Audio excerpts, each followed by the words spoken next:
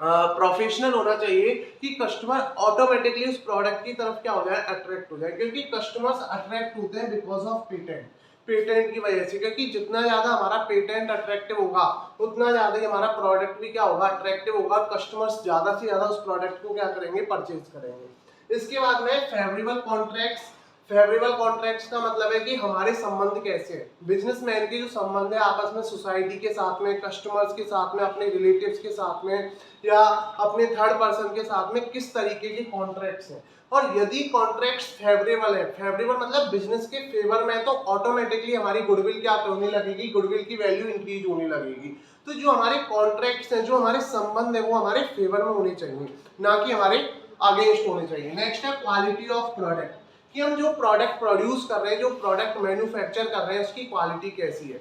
यदि हम high quality का प्रोडक्ट मैन्युफैक्चर कर रहे हैं, बना रहे हैं, तो हमारी जो गुडविल है, वैल्यू, जो वैल्यू ऑफ गुडविल है, वो ऑटोमेटिकली क्या होने लग जाएगी, इंक्रीज होने लग जाएगी। तो जो क्वालिटी ऑफ प्रोडक्ट है उसका भी इफेक्ट पड़ता है किस पे, वैल्यू ऑफ गुडविल पे। नेक्स्ट है मार्केट सिचुएशन, कि हम जिस मार्केट में काम कर रहे हैं, जिस मार्केट में हमारा बिजनेस चल रहा है, वहां की सिचुएशंस कैसी हैं। यदि मार्केट सिचुएशंस पॉजिटिव है, तो उस वक्त हमारी जो वैल्यू ऑफ गुडविल है वो क्या होगी, ज्यादा होगी। लेकिन यदि मार्केट सिचुएशंस हमारे अगेंस्ट जा रही हैं, नेगेटिव में जा रही हैं, तो उस वक्त जो मार्केट सिचुएशंस के अकॉर्डिंग हमारी जो वैल्यू ऑफ गुडविल है वो क्या होने लग जाएगी, डिक्रीज होने लग जाएगी। तो मार्केट सिचुएशंस का भी हमारी वैल्यू ऑफ गुडविल पे क्या पड़ता है, प्रभाव पड़ता है, ठीक है ना। क्योंकि हमें वैल्यू ऑफ गुडविल जो इंक्रीज होती है वो हमारी मार्केट सिचुएशंस के अकॉर्डिंग बढ़ती है और घटती है। मार्केट सिचुएशंस अच्छी होंगी, वैल्यू ऑफ गुडविल इंक्रीज होगी, मार्केट सिचुएशंस कम होंगी, वैल्यू ऑफ गुडविल डिक्रीज होगी। नेक्स्ट है रिस्क एसोसिएटेड विद बिजनेस, कि जो बिजनेस है उसमें हमारी कितनी रिस्क एसोसिएट है, क्योंकि जो रिस्क होती है वो डायरेक्टली किससे कनेक्ट होती है, प्रॉफिट से कनेक्ट होती है। Higher risk higher profit, lower risk lower profit. यदि हम ज्यादा रिस्क लेने की कैपेबिलिटी रखते हैं, ज्यादा रिस्क लेने की कैपेसिटी रखते हैं, तो हमें प्रॉफिट भी क्या होगा, ज्यादा होगा। लेकिन यदि हम कम रिस्क लेने की कैपेसिटी रखते हैं, तो उस केस में हमें प्रॉफिट भी क्या होगा, कम होगा। तो जो हमारी रिस्क है, बिजनेस के साथ में कितनी रिस्क एसोसिएटेड है, कनेक्ट है, वो भी हमारे किस पे मायने रखती है, प्रॉफिट पे मायने रखती है। नेक्स्ट है हमारा पास्ट परफॉर्मेंस, कि हमारी जो बिजनेस है उसकी पास्ट परफॉर्मेंस कैसी है, उसने पिछले पास्ट में कितनी गुडविल, कितनी इमेज अपनी बनाई है, क्योंकि हमारी प्रीवियस परफॉर्मेंस जो होती है वो हमारी प्रेजेंट परफॉर्मेंस पे क्या डालती है, प्रभाव डालती है। कि हमने प्रीवियस में जो परफॉर्म किया है उसका जो प्रभाव है वो हमारी present performance as well as future performance पर भी पड़ता है, जिससे हमारी वैल्यू ऑफ गुडविल क्या होती है, प्रभावित होती है, इफेक्ट होती है।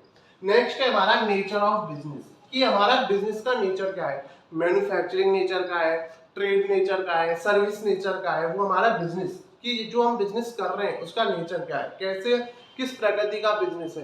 क्योंकि जो गुडविल होती है वो बिजनेस के नेचर के अकॉर्डिंग होती है, ठीक है ना। क्योंकि जो बिजनेस गुडविल होती है वो डिपेंड करती है नेचर ऑफ बिजनेस पे, कि जो हमारा बिजनेस है उसका नेचर क्या है, और नेचर ऑफ बिजनेस भी हमारी किसको अफेक्ट करता है, वैल्यू ऑफ गुडविल को अफेक्ट करता है। एंड लास्ट वन है आफ्टर सेल्स सर्विसेज, हम अपने कस्टमर्स को आफ्टर सेल्स सर्विसेज क्या क्या प्रोवाइड करा रहे हैं।